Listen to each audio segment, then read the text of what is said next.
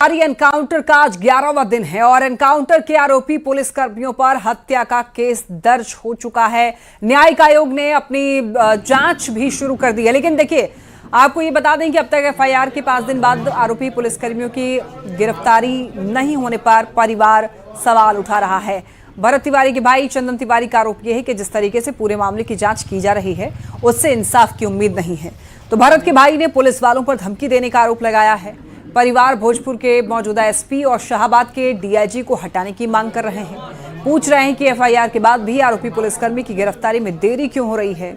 भाई का कहना है कि श्राद्ध कर्म तक अगर न्याय नहीं मिलता है तो विधानसभा मार्च और सीएम सम्राट से मिलेंगे, गुहार लगाएंगे और अगर जरूरत पड़ी तो दिल्ली भी जाएंगे।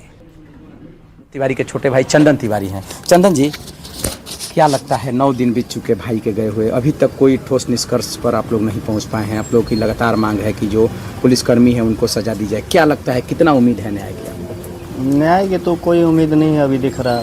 कल तक तो दिख रहा था लेकिन अब नहीं दिख रहा। जैसे कि मतलब अभी एफआईआर होने के बाद किसी को जेल में नहीं डाला गया है। क्यों नहीं डाला गया है ये तो सवाल प्रशासन बताएगी यहाँ की जो है। और मैं कहना चाहूँगा कि जो रिटायर जज है उनसे नहीं हो पाएगा। मैंने देख लिया उनसे बात करके और नियुक्त जज को मतलब चाहिए। हाँ वो चाहिए। डीआईजी साहब भी आए थे, एसपी साहब भी आए थे, उनसे क्या बातचीत हुई, क्या बोले वो इस संदर्भ में?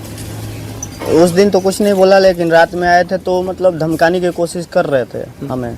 ठीक है, तो ये चीज़ ना किया जाए, इसका परिणाम बहुत गलत हो जाएगा। ठीक है, हमारी बिहार की जनता सब कुछ जान चुकी है। तो मतलब क्या डीआईजी साहब भी पुलिसिया जांच शुरू कर दी? उस जांच से आप लोगों को उम्मीद नहीं? नहीं, इसमें से पहले तो डीआईजी साहब को हटाया जाए और एसपी साहब को हटाया जाए। ठीक है, जो भी जांच है वही सब किए हैं और वही जांच भी करेंगे। ये गलत है। ठीक है। अच्छा, एसडीएम की भी जो भूमिका है वो इसमें संदिग्ध मानी जा रही है। एसडीएम से मिलने गए थे भरत, तो क्या हुआ था? मेन वहीं से तो चालू है। एसडीएम साहब के जो भी आप भैया का वीडियो देख रहे हैं उन्हीं का नाम ले रहे हैं भैया, एसडीएम साहब। कुछ तो है ऐसा बात कि जो गुप्त है, जो कि हमारे एसडीएम साहब ही बताएंगे। ठीक है, हम लोग लगातार पहले दिन से लगे हुए हैं, उसी दिन से न्याय की मांग हो रही है, लेकिन कोई ठोस पहले तो आप बोलिए इनसे, आप भी सवाल जाके कीजिए थाने पे कि अभी तक एफआईआर होने के बाद उसको जेल में क्यों नहीं डाला गया। जितने भी पुलिस अधिकारी हैं उनको जेल में क्यों नहीं डाला गया अभी तक। मतलब आप भी जान रहे हो कि 302 का दफा लगता है तो तुरंत जेल में डाल दिया जाता है, तब उसके बाद जो कार्रवाई होता है। लेकिन अभी तक किसी को जेल में नहीं डाला गया है। ये क्यों, ऐसा क्यों हो रहा है? तो क्या लगता है, आप लोगों ने कहा है कि श्राद्ध कर्म तक, महापंचायत में ये ऐलान हुआ कि श्राद्ध कर्म तक कुछ नहीं हुआ तो फिर विधानसभा घेराव? हाँ जाएंगे, हम जाएंगे, सम्राट चौधरी जी के पास भी जाएंगे, दिल्ली भी जाएंगे। लगातार परिजन अपनी मांग को लेकर के अड़े हुए हैं और उनका साफ तौर पर कहना है कि जिस तरह से भरत तिवारी की इनकाउंटर में मौत हुई है उसको न्याय मिले, उसको शहीद का दर्जा दिया जाए, तभी वे लोग मानेंगे, अन्यथा इनकी जो लड़ाई है वो लगातार जारी रहेगी। चंदन कुमार, न्यूज़ 18, बिलौटी, भोजपुर। और देखिए, इधर भरत तिवारी की मां आशा देवी ने भी भोजपुर एसपी पर गंभीर आरोप लगाए हैं। उन्होंने ये कहा है कि भोजपुर एसपी राज पर बिल्कुल भरोसा नहीं है। उनका कहना है कि एसपी राज पर वो भरोसा नहीं करती हैं। आरोप ये है कि एसपी ने भरत के भाई चंदन को धमकी दी है कि अगर ज्यादा मीडिया में बयानबाजी करोगे तो भरत जैसा ही तुम्हारा भी हाल कर देंगे। तो ऐसे में भरत की मां ने कहा है कि विश्वासघाती पुलिस से हमें कोई बात नहीं करनी है और सीबीआई जांच होनी चाहिए इस मामले में। आशा देवी ने कहा है कि हर हाल में इंसाफ लेकर रहेंगे, चाहे इसके लिए कहीं भी जाना पड़े।